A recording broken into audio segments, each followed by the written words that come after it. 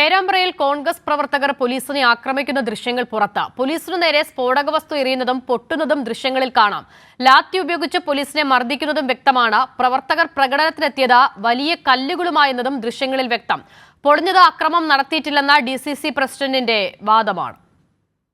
മേഘ മാധവൻ വിവരങ്ങൾ നൽകാൻ ചേരുകയാണ്. മേഘ, ആസൂത്രിതമായ ഒരു ആക്രമണ ശ്രമം പോലീസിന് നേരെ തന്നെ നടന്നു ആ പ്രതിഷേധത്തിൽ എന്നത് വ്യക്തമാക്കുന്ന ദൃശ്യങ്ങൾ കൂടിയാണ് ഇപ്പോൾ പുറത്തു വരുന്നത്, അല്ലേ? അസിത, അത്തരത്തിൽ തന്നെയാണ്. അതായത് പേരാമ്പ്രയിൽ കഴിഞ്ഞ ദിവസം കോൺഗ്രസ് പ്രവർത്തകർ നടത്തിയത് കൃത്യമായി ആസൂത്രണം ചെയ്തതിന്റെ അടിസ്ഥാനത്തിലുള്ള സംഘർഷമാണ് എന്നത് വ്യക്തമാക്കുന്ന ദൃശ്യങ്ങളാണ് പുറത്തു വന്നിരിക്കുന്നത്. കോൺഗ്രസ് പ്രവർത്തകർ ഇടയിൽ നിന്ന് ഈ പ്രതിഷേധത്തിന്റെ സമയത്ത് തന്നെ പോലീസുകാർക്കിടയിലേക്ക് സ്ഫോടക വസ്തു എറിയുന്നത് ദൃശ്യങ്ങളിൽ കാണാൻ സാധിക്കുന്നുണ്ട്. അത് പോലീസുകാർക്കിടയിൽ നിന്നാണ് പൊട്ടുന്നത്.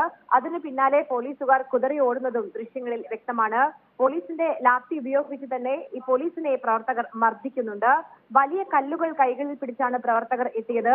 DCC പ്രസിഡന്റ് ഉൾപ്പെടെ വ്യക്തമാക്കിയത് അത്തരത്തിൽ പ്രവർത്തകരുടെ ഭാഗത്ത് നിന്ന് പോലീസിനെ ആക്രമിക്കുന്ന ഘട്ടം ഒരു തരത്തിലും ഉണ്ടായിട്ടില്ല എന്നത് തന്നെയാണ്. എന്നാൽ എല്ലാ വാദങ്ങളും പൊളിക്കുന്ന ദൃശ്യങ്ങളാണ് അല്പം മുമ്പ് കൈരളി ന്യൂസ് പുറത്തുവിട്ടത്. ഏതായാലും കൃത്യമായ ആസൂത്രണം ഈ സംഭവത്തിന് പിന്നിൽ ഉണ്ടായിരുന്നു.